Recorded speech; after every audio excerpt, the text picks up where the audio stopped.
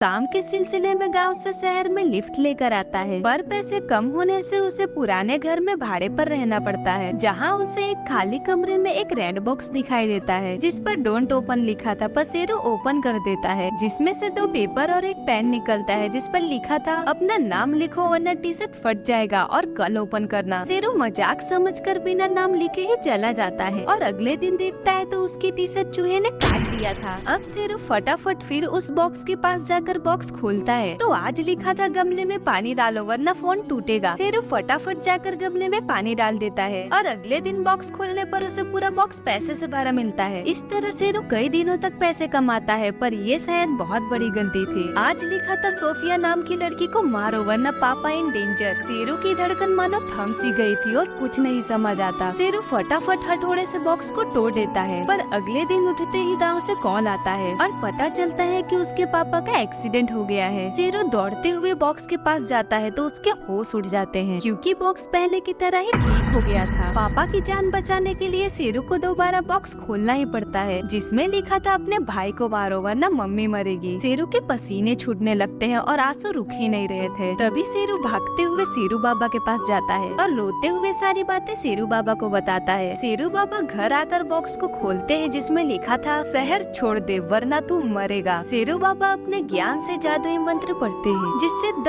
Red box को मंत्र से लॉक कर देते हैं और शेरू को गलती से भी बॉक्स को खोलने से मना करते हैं और रात को डरा सहमत शेरू बेडरूम में सो जाता है। पर अचानक शेरू रात को मानो किसी के वश में होकर अपने आप चलने लगता है और जाकर रेड बॉक्स को ओपन कर देता है। शेरू रोते हुए शेरू बाबा को फोन लगाता है, तब पता चलता है शेरू बाबा का घर गिरने से थोड़ी ही देर पहले मौत हो गई। शेरू को कुछ समझ नहीं आता और पागलों की तरह अपना बाल नोचने लगता है और तभी शेरू को बॉक्स के पास एक पेपर पड़ा दिखाई देता है जिसमें लिखा था रोज बॉक्स खोलना पड़ेगा वरना सब मरेंगे। शेरू को कुछ समझ नहीं आता और रोते हुए किचन में जाता है और बेचारा चाकू से खुद को ही मारने जा रहा था, पर अचानक वो डिसाइड करता है कि वो अपने मम्मी को बचाएगा और शेरू चीखते हुए शहर के रोड पर दौड़ने लगता है और तभी उसे वहीं से आता हुआ लोमरू दिखाई देता है। शेरू रोते हुए फुटपाथ पर पड़ी लकड़ी को उठाता है और पूरी ताकत लगाकर जोर से फेंकता है और सीधा लोमरू को लगता है और लोमरू गिर जाता है। शेरू जल्दी से रोते हुए लोमरू के स्कूटर को उठाता है और स्कूटर को फुल स्पीड में रोड पर भगाने लगता है जिससे कुछ समय में ही गांव के पास पहुंच जाता है, पर कंकड़ वाले रोड की वजह से स्कूटर का टायर फिसल जाता है और शेरू बहुत बुरी तरह रोड पर गिर जाता है। तभी बारिश होने के साथ शेरू बेहोश हो जाता है।